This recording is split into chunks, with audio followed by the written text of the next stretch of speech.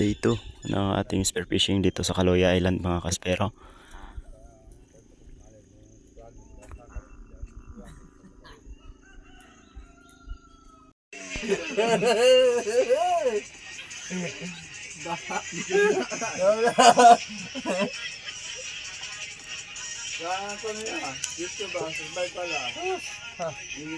Ay, hindi ka mo mga survivor kung hindi ka mo kapabukal kaya tubig.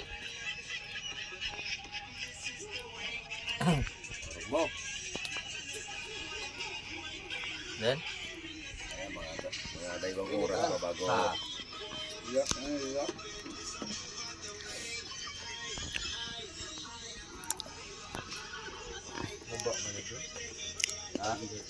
Init lang garo. Balik ko yan.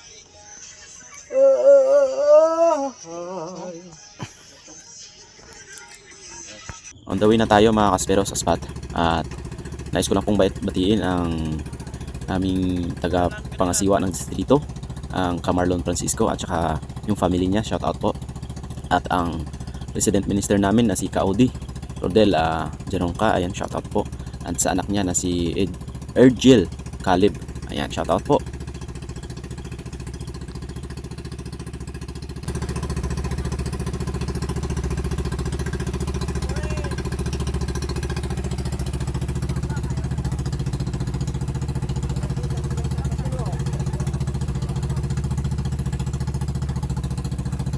Nakarating na tayo dito sa spot kung saan tayo nakakapana ng mga slick unicorn na malalaki mga kaspero.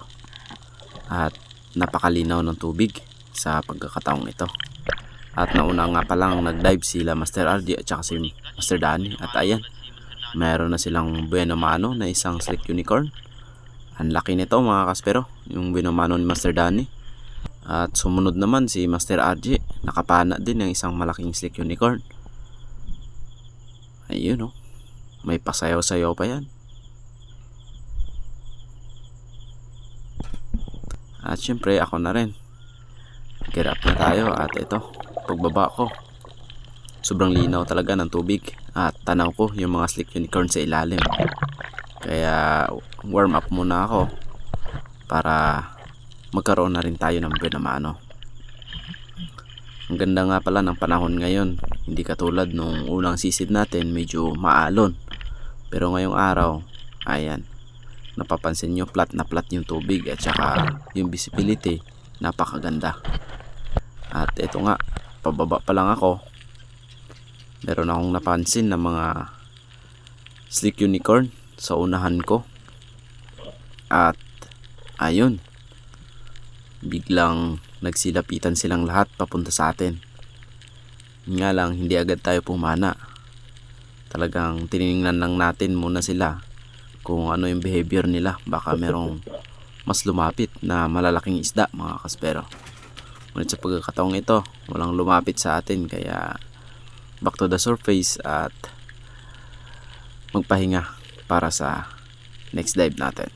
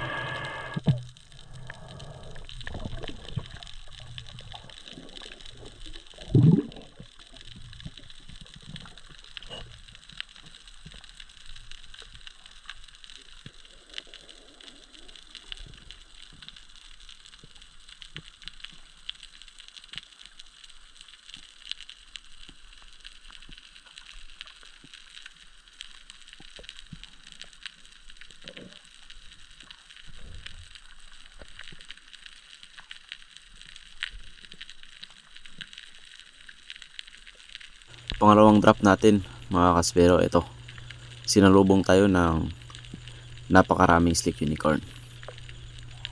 Kung napapansin nyo, paikot-ikot lang sila sa akin. Kaya yung ginawa ko, talagang na-miss akong tingnan sa ilalim ng dagat. At eto, umikot lang sila ng umikot pero hindi pa rin tayo pumapana. Gawa ng naghihintay tayo ng pelagic or mas malaking isda na lumapit sa atin gawa ng sobrang aga ng dive natin sa araw na ito.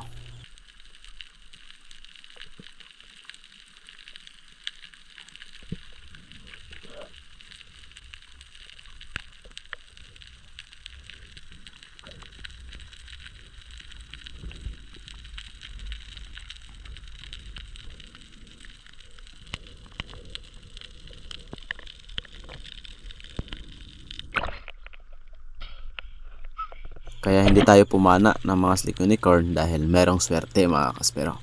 Eto, lumapit sa atin yung isang king mackerel.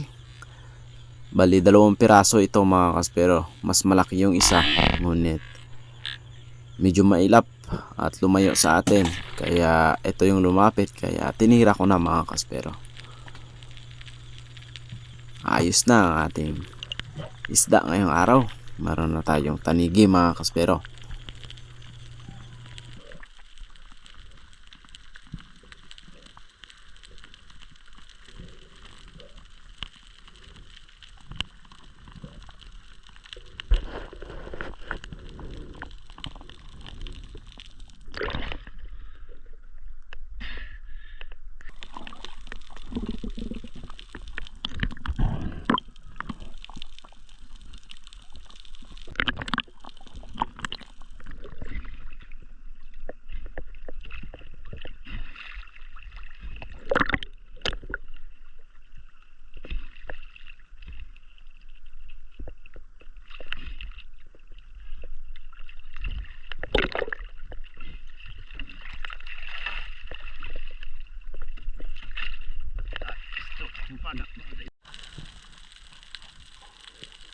At syempre meron na tayong pelagic, kaya time to hunt ng mga slick unicorn mga kaspero.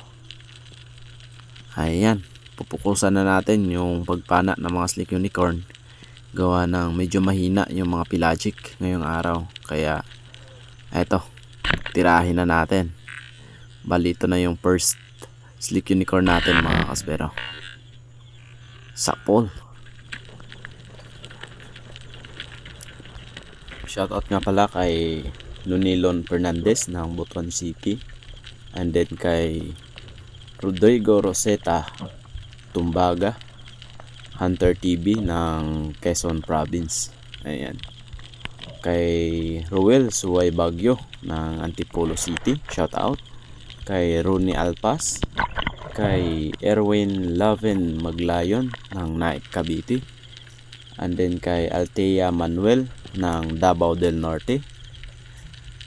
At ayan, pagbaba natin muli, ang dami nila nangingitim sa ilalim mga kaspero. Kaya yung ginawa ko, tumira ulit ako dahil gusto kong mag double kill nito mga kaspero sa sobrang dami. Kaya tumiming tayo, baka maka double kill tayo. At ayan, grabe, bibilis nila. Kaya eto, tinira ko na at ayun, tumapat silang dalawa at naka double kill tayo mga kaspero. Kaya shout out kay Pidrick Tirado, kay Gabriel Calabayo, kay Janet Pajardo, Dennis De La Cruz ng Naik Cavite, kay Tol EG Moto, and kay Pancho Pantino ng Rapo Rapo Albay. And syempre kay Renato Disolok at Disolok Family, kay Danilo Adalim, kay Badli Bali Malabon City, kay Oliver Baliao, ayan, shout out. Kay Harry Belesa ng Batangas City. Another drop naman yung ginawa natin mga kaspero. At ito, medyo okay yung pakiramdam natin, kaya nag-ambush tayo. Nagbabaka sakali na may lumapit na naman na isang pelagic o kahit mga GT nga lang. At wala tayong nakita at lumapit sa atin na naman itong mga surahan or slick unicorn o mas gabay. Ayan, nung unang drop natin wala tayong nakitang isda, ngunit ilang segundo lang nagsilapitan agad sila. At ayan, sa unahan ko. Nagtutumpukan na naman mga kaspero. Dami talaga, kaya kuha tayo ng isa. Ayan, mas malaki sa unahan ko. Kaya ayan yung mas pinili ko, at ayun, sapol mga kaspero. And syempre, shout out kay Toto Rams, and then kay Ate Imi, and syempre shout out sa Purok 25, ang Ka-Arnel Tolentino family and Ka-Fernan family ng lokal ng Templo Central. And syempre sa supporter natin kay Marcelo Bernardes, and then kay Arnel Coyos, shout out kay Jeffrey Ferolino, kay Rolly Spearfishing TV ng Camiguin Island, Speros. Ayan, shoutout po, dive safe po kayo lagi dyan. And then kay Dong Spero ng Tubigon, Bohol. And then kay Loela Tumbo ng Gimaras, shoutout. Kay Danny Miguel ng Habit House. Kay Judel Milesa ng Occidental Mindoro, shoutout po.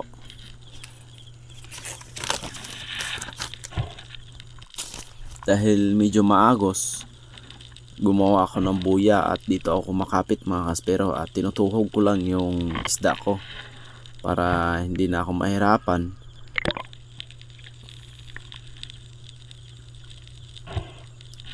At nung natuhog na natin yung isda, bumaba ulit ako dito sa ilalim. At ayan, kung napapansin nyo, puro trigger fish lang yung nasa unahan ko. Ngunit maya maya makikita nyo, nandyan na naman yung mga slick unicorn at papalapit. At sobrang dami na naman mga kaspero. Eto, ayan, ang sarap talaga sa mata pag ganito karami yung isda sa spot. Hindi ka mabuboring mga kaspero. At eto, sapol na sapol mga kaspero. Ayun, humarap, kaya ang ganda ng patama natin sa isdang ito. And kay Ron Sports Adventure, shout out. Kay Jesmar Erojas ng Kaloya Antique. Ayan, ang tataba ng mga slick unicorn na ito, o gabay mga kaspero. Nakaharvest kami, kaya hindi kami nagsasawang pumana dahil malalaki na ito. 2 kilo yung pinakamaliit natin, 1 kilo mga kaspero. At pagbaba ko, eto, hindi na ako umalis sa spot na ito mga kaspero. Pabalik-balik lang ako dito dahil nakakapit lang ako sa buya. At ayun, tinira ko na kahit malayo, pero sapol pa rin gawa ng napakalakas ng pana natin na ginagamit. Itong Orosub, kung papanood nyo sa mga video ko, ito yung ginagamit ko sa malalaking isda. Kaya ginamit ko ito dito dahil first time natin sa spot na ito. At ayan, nakapana rin si Master Danny.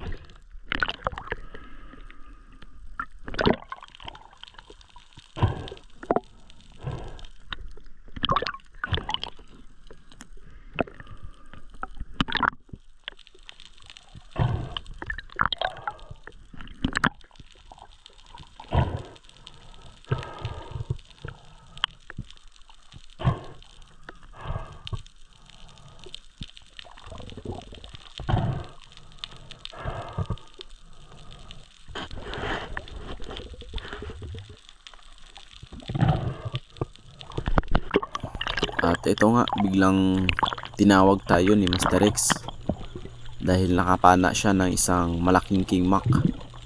Ayan, malaki ito mga kaspero, kaya sinecond shot ko. Yung problema, pagkapana ko, hindi tinamaan. Sa sobrang excited, nung pagkalabit ko ng trigger, hindi pa naka-aim ng masyado. Kinalabit ko na, kaya ayun, hindi tinamaan. At ayun naman, si Master Danny, sinecond shot niya, at ayun, sapol talaga. Kaya secured na itong king mac na nahuli natin mga kaspero. Bali, itong nahuli ni Master X, umabot ito ng 14 kilos. At yung napana ko naman, maliit lang yun mga kaspero, mga 5 kilos lang. Tapos si Master Danny nakapana rin. Ayos na ang ating isda sa araw na ito. Meron na rin tayong mga pelagic at itong mga slick unicorn.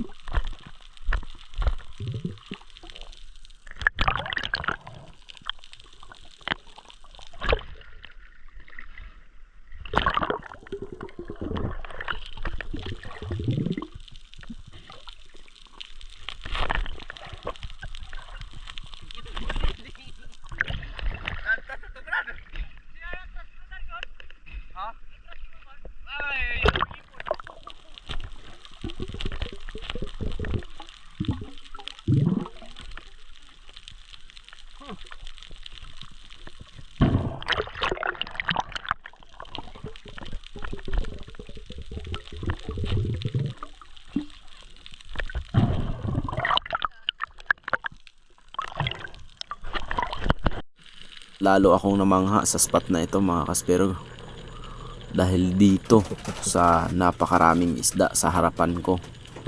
Napakaamo, malalaki, sari-saring isda yung nakikita natin sa ilalim. Ayan, nangingitim lang talaga mga kaspero sa sobrang dami. Kahit 100 or 90 cm lang yung pana mo dito, talagang hindi ka masisero dahil sa sobrang dami nito at malalaki. At ayun, pumana ulit tayo ng isa, dagdag sa ating mga napapanang mga slick unicorn.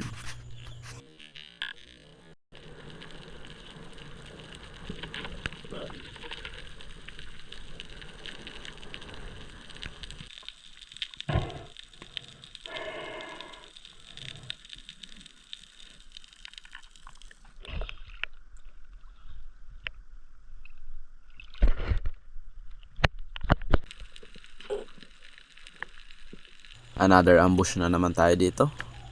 Ayan, paulit-ulit lang yung spot na binabalikan ko, ngunit paulit-ulit lang yung isda na lumapit sa atin. Eto, hindi sila nagsasawa sa atin na lumapit, kaya eto, hindi na rin tayo magsasawang panain itong malalaking slick unicorn. Ayan, magdo-double kill sana tayo dito, ngunit masyadong makikilas, kaya yung ginawa ko, isa-isa lang muna. Pinili na lang natin yung mas malaki. Ayun oh. At sapol naman mga kaspero.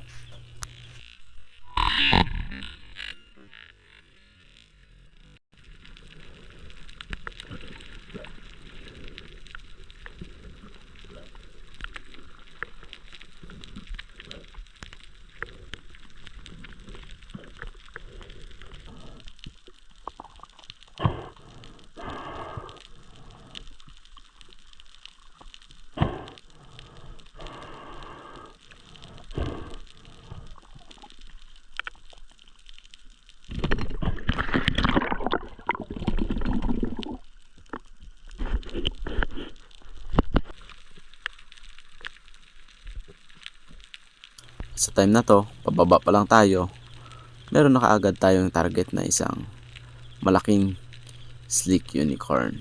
Eto, pinana ko na para hindi na tayo mahirapan. Pinana ko na kaagad para makabalik agad sa tayo sa taas.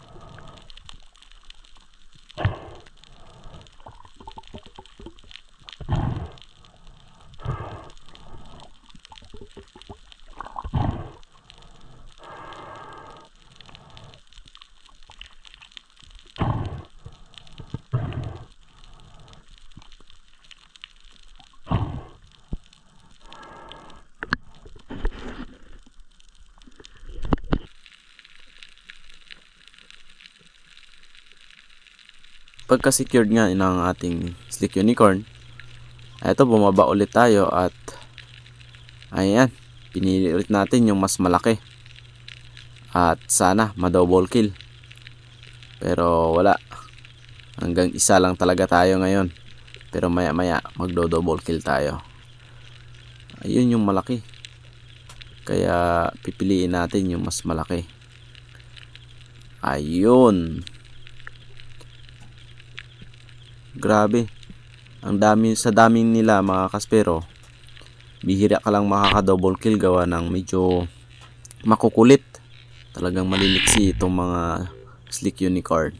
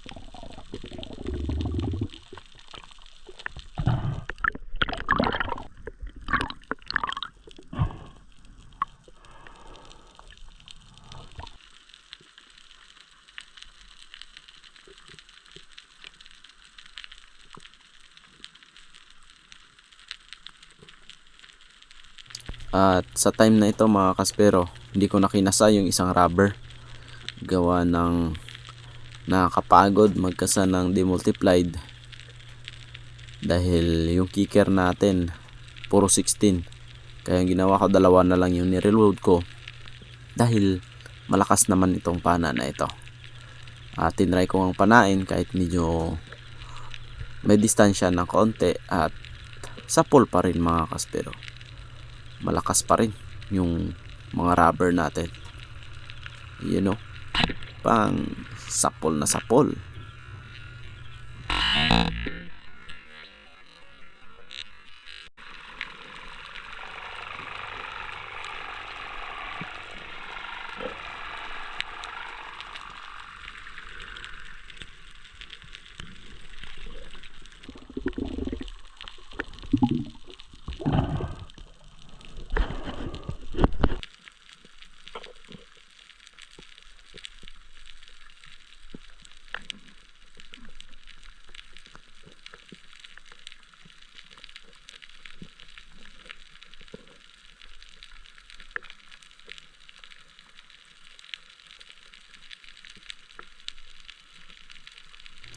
Ayan, back to back na panaan ito mga kaspero. Si Master Danny, tsaka si Master X, si Master Dodoy, tsaka si Master RG.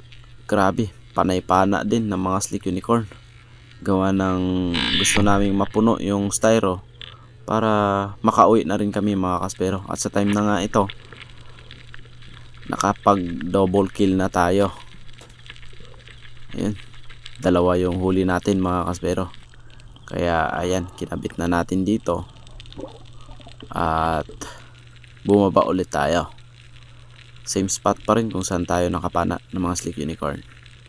At ito, yung mas malaki, tinira ko na. Ayun, double kill ulit. Dalawa na naman mga kaspero. Yung parang 3 beses o 4 na beses yata ako naka double kill sa spot na ito. Talagang tinimingan ko na para dalawa-dalawa, dahil pag nakapana ka ng dalawa, sulit na mga kaspero.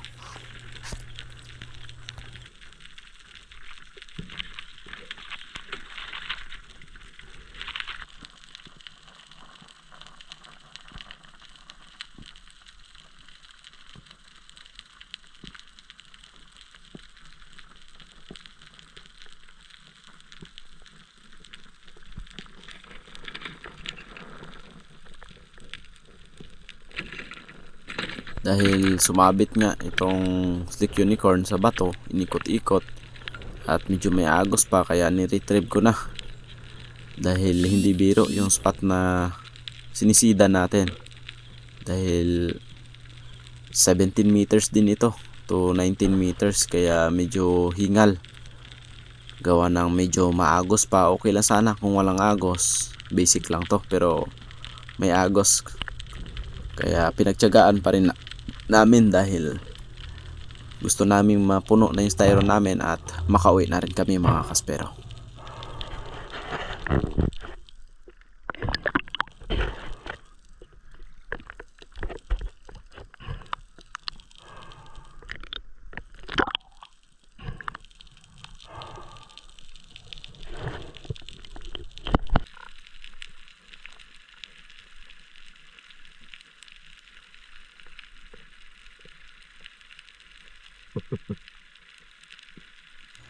At sa time na ito, meron akong napansin na kakaibang isda dito sa spot kung saan tayo nakakapana ng mga slick unicorn. Ayun, isang malaking rainbow runner or tanduingan tawagin dito sa amin. At sapol na sapol mga kaspero, gitnang gitna yung pagkatama natin dito sa rainbow runner. At ayun, sasabit pa sana sa bato, buti na lang nakuha agad natin.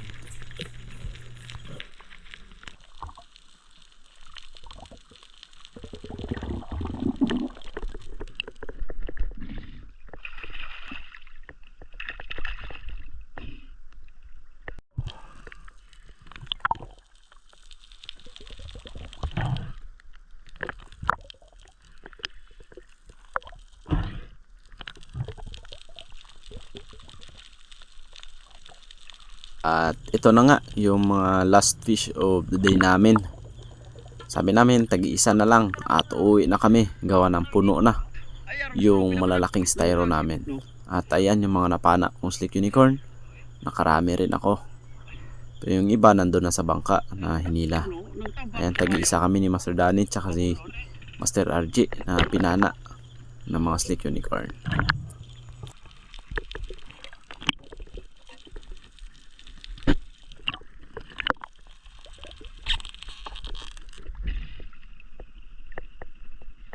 Buksan para ko pero long ng tel.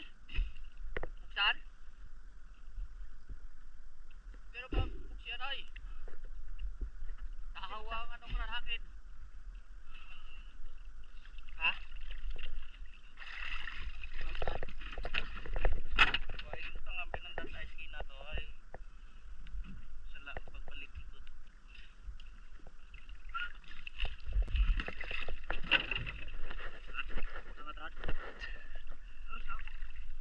It's enough. Sambilog lang ang plato ba? Sambilog. Ha? Ano? Aw. Okay. Sayang. Bye. Kauya.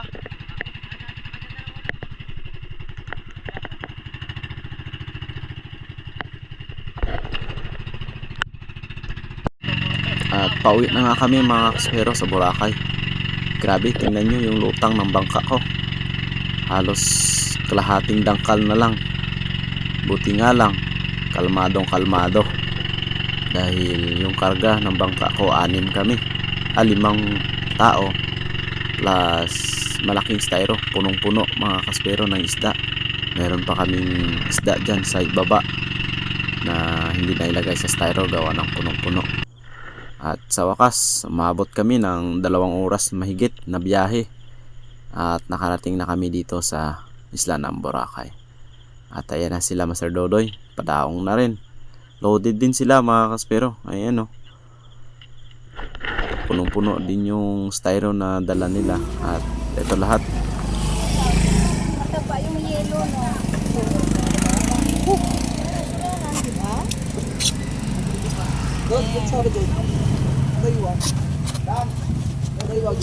Nay, pakuha 1 kilo sa lahat.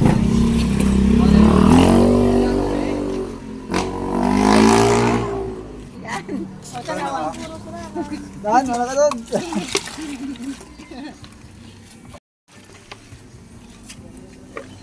Pwede mo nakabayot. Pwede lang mo.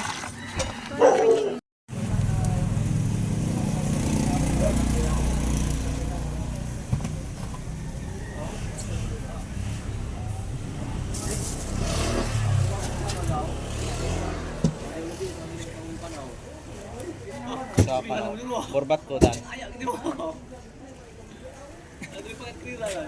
Arani mo tangi gidan? Oo.